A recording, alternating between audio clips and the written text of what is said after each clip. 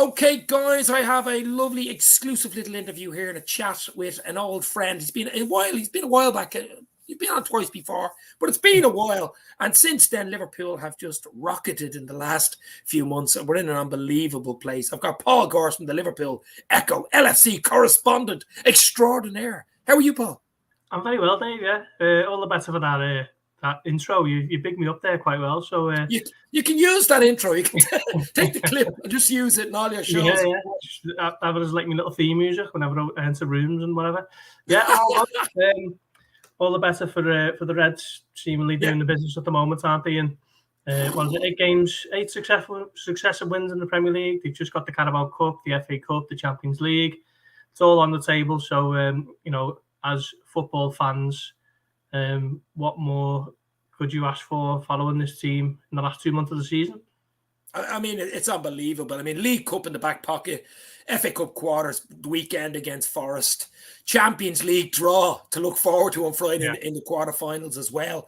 And tomorrow night, the big one at the Emirates, Arsenal-Liverpool. We can go to within a point. We have a better goal. I mean, I think I'm dreaming at the moment. I mean, you know what I mean? It was all doom and gloom start the last season. That we didn't sign players. We didn't do this. The TikTok boys were out in form. You know, they were all, I'm sure you get it on Twitter yourself. James Pearce gets it as well. James on last week. But, I mean, we've turned it around. I think DIAZ has been big as well for us in January. Absolutely huge. What's your take before we get into Liverpool? What's your take on DIAZ? What a player. Yeah, he looks superb.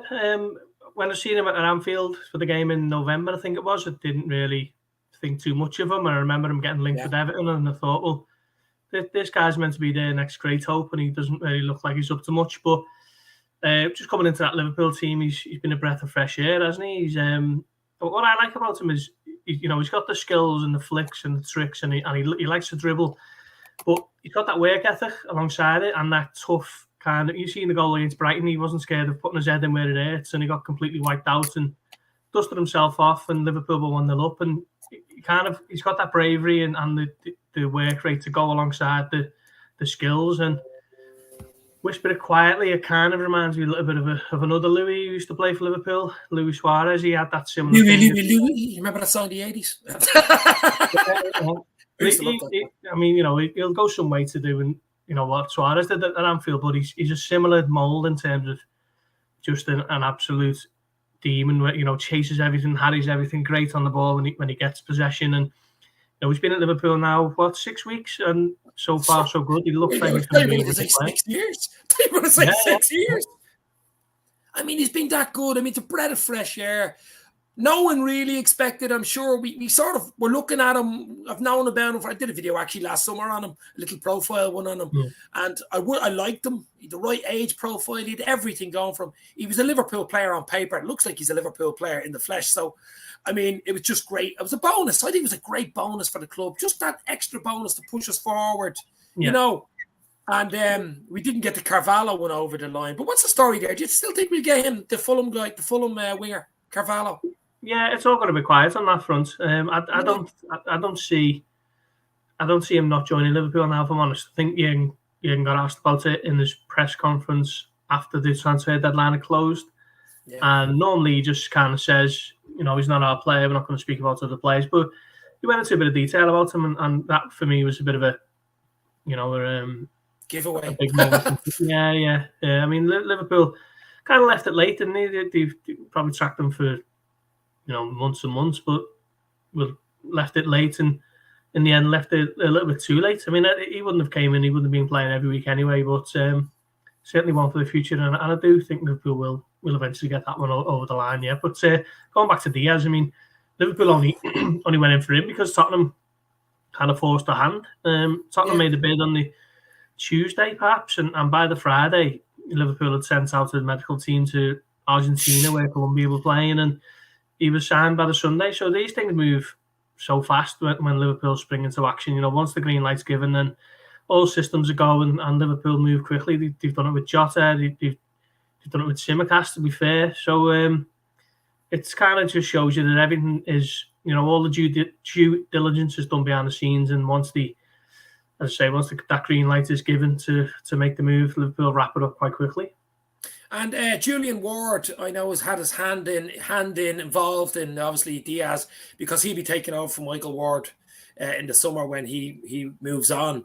But do you know anything about Julian Ward other than that he was his assistant, Michael Ward's assistant, wasn't he? Yeah, he was Michael Edwards' assistant. He got promoted just before Christmas of 2020. Liverpool's first ever sporting director is obviously Michael Edwards, and the Julian Ward was the first ever assistant. He's been at the club for the best part of 10 years. He was scouting for the Portuguese region, I believe, and he's previously worked at Manchester City, someone who's massively regarded behind the scenes. So much so that, you know, they kind of created this role for him to learn from. He's probably one of the best in the business, isn't he, Edwards? And slowly but surely, you know, step up your duties and take over the reins. Almost a bit of a boot room style promotion from within, old school, like an old school, yeah. So, you know, everyone you speak to speaks so highly of him. He's you know, he played a big part in getting DIAZ involved. You know, speaks Portuguese, so he's able to converse with him a little bit, because the language barrier was a little bit of an issue for him at times. He played a big part in bringing in Taffarel as well, I think, you know, again, with the Portuguese speaking. So it's just someone who's hugely rated behind the scenes, and, you know, the kind of system that Liverpool have got in place behind the scenes with the data team and the recruitment team and the, you know, Michael Edwards and Julian Ward, and then obviously, you know, overseeing it all. They've got a perfect kind of strategy at the moment. So I've got no concerns whatsoever that Julian Ward's going to be, you know, the right man to replace Michael Edwards. I actually had a Freudian slip there. I called him Michael Ward, which of course is a nice mix between Michael Edwards and Julian Ward. So maybe a double. That's quite nice, actually. If he's another Michael Edwards, then Liverpool have got themselves a top man, haven't they? Oh, unbelievable. But listen, we're in a great place. I mean, you just look at Chelsea with ownerships and Newcastle and the problems there, and the way the football's gone with, obviously, I mean, we've had an unbelievable 2 years with COVID, and all of a sudden we're at war. I mean, a European war basically on our doorsteps, and it's just been crazy 2 years. I think football's got us through a lot of it, really, especially COVID. It's got me through. I don't know about you. Yeah. It certainly did, didn't it? Last couple of years. I was only talking to a couple of mates of mine in WhatsApp groups today when that first game came back. Was it Aston Villa, Sheffield United? And behind closed doors, it was a game that didn't mean anything. Certainly didn't mean anything to Liverpool fans, you know. But you're watching it because it's the first Premier League game in 3 months, and you're right. It did. You know, football did get us through some of those tough times. Certainly last year when we went well in England anyway. We went into that second or third lockdown up until April, and there's nothing going on. You were just watching the behind closed doors games, and it just wasn't the same. James Pearce said it to me. I'm sure you were at the games. There's no atmosphere. It's just like watching. It was like watching a pre-season. I mean, it was even worse than a pre-season because there was no crowd. It was even worse than a pre-season. It was just some of it was just bizarre. It was like training games. I mean, the one that always sticks out for me is probably the Michelin game in the Champions League at Anfield, because it was the first game at Anfield in the Champions League since Atletico beat them. So October 2020. October. I think there was about 8 months between the two games. And Champions League nights at Anfield are always big, aren't they? And this was just no atmosphere. It was freezing cold. It was against a team no one really knew too much about, because, you know, not too many people follow the Danish league with respect to them. It was just so flat. It was like, this isn't right. This should be a Champions League night. Anfield should be bouncing, and it just wasn't at all. But thankfully, those days are a distant memory. Those days are long gone, and I tell you what, it's looking bright down the end of the tunnel for Liverpool at the moment. In the middle of March, and look where we are. I mean, even unprecedented, really. Even the great 70s, 80s teams to be in a position in March to be still in with a shout. Now, it's going to be hard to do a quadruple, but still to be in with a shout of doing it. I mean, it's unprecedented. It is. Yeah, you're right. I mean, this is why it could actually be the greatest season ever, couldn't it, for Liverpool, which is incredible when you mentioned there the 70s and the 80s teams. Yeah. At no point was it ever this kind of buoyant in mid-March, thinking, oh, could win the Champions League, could win the FA Cup, the league's still on the you know, and you've got the League Cup already in the bag. I mean, I don't think they will do it because it's never been done before for a reason. At some point they will come a cropper, but the fact that, supporters have got it to look forward to in the middle of March. It's That's not what even I mean. not even mid-December. We're well into spring now, and it's still all on the table. So it's I think from a supporters' perspective, I think you just got to enjoy it. Don't be getting hung up on. Do you know what it is, right? I'm following Liverpool since mid '80s. I'm a lot. I was going to say a lot younger than I look, but so the thing about it is, for me, I've seen the good times. You've seen it. We've seen the bad times. We've seen the Hicks and Gillette Cowboys in 2010. We've seen all that. We don't know how good it is right now. We really don't, and you only know how good it is when it ends. Do you know what I mean? But I know how good it is. I know how good it is. I can smell how good this is. I can taste it. Even League Cup's nice. It's in the bag. But I mean, to be in a shout for the other three, it's dreamland. I'm not saying we're going to win them, Paul. I'm just saying to be in the shout is good. To be in the shout is just absolutely, So it's absolutely brilliant. I have a big smile on my face. But just for the last few minutes, I know we both have to rock and roll. But Mosalah contract, what way do you think that's going to go? Do you think he'll sign? Honestly, a few months ago, I would have said it's all in hand and it's not too much of an issue. But now, I'm not too sure. I mean, I think his agent's playing silly beggars, isn't he, with the emojis and the speaking to certain high-profile journalists, shall we say. There was that story on Friday night, wasn't there, from Fabrizio Romano, the famous transfer guru, if you like. No doubt that Rami Abbas has had a little word with Fabrizio on that Friday, and he hasn't been too happy with what Jürgen said about it being in Salah's court, and he's had a little word, and all of a sudden you're hearing reports that talks have broken down since December. I mean, Klopp asked about it again today in his press conference. We're speaking obviously the day before the Arsenal game, and he played it down again. He just said it's all in hand. That the decisive people who need to speak are in talks, as I think is what he said. And a few months ago, I would have thought it wouldn't have been an issue to get resolved. But the longer it goes, it's an issue. I mean, if it gets to the summer, you have a year left in your contract, he could turn around and say, let's not just play out me last year and I can sign a deal with PSG or Madrid for next year and get a huge wage, whatever wage you bloody want. He'd be only 31. You know what I mean? I mean, I think maybe... I hope he doesn't. I mean, I think the ownership group might be playing a little bit of a game of chicken because I think they're looking at it and thinking, well, where are you going to go, Mo? You're not going to go to City. You probably don't want to go to PSG. And no one else can afford your transfer fee. Real Madrid, they obviously beat PSG the other night, but because they played well in 10 minutes across 120 minute or 180 minute two legs. Yeah, they're an agent squad. They might get Mbappe, but I just can't see why. From a on the pitch perspective, why you would leave Liverpool for Real Madrid at this moment. Barcelona, absolutely no chance. No.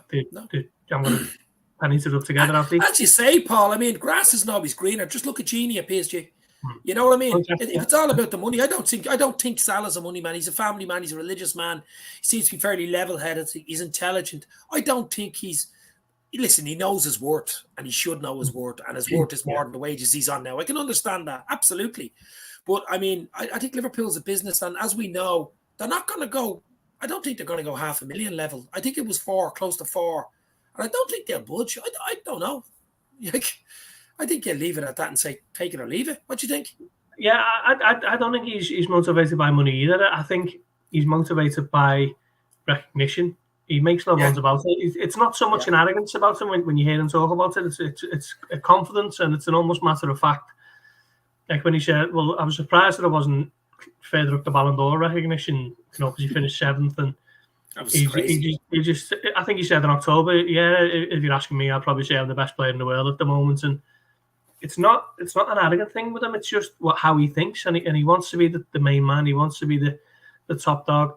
And it's a respect thing. No, it's a respect thing, isn't it? If you're doing a good job, in any job, never mind in McDonald's or wherever you are, and you're doing a really good job, and the guy beside you slacking or not as good as you, and he's on more money than you, you're not going to be happy about it.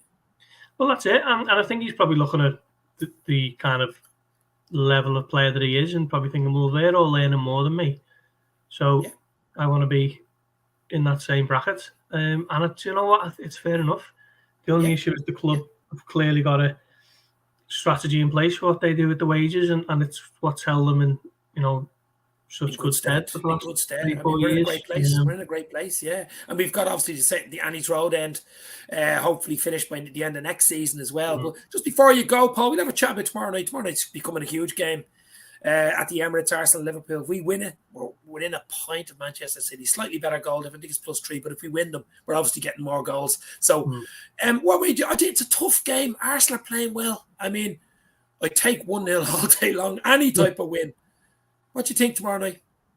It will be tough, but Liverpool played them in November and beat them 4-0 and beat them 2-0 at the Emirates. And I don't think Liverpool have had too many problems against Arsenal for years, really. We've got a bit of a bogey team against them, aren't we? I think Well, they've only beaten us twice.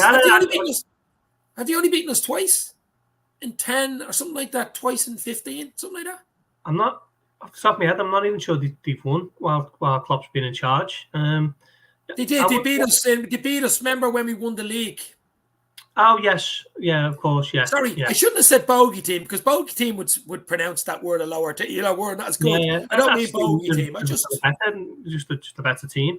Tough. But when they come to Anfield in November, I think they'd won 8 of the last 10. They were on a really good run. I remember that much. Huge. And Liverpool just smited them aside like they were a mid-table team.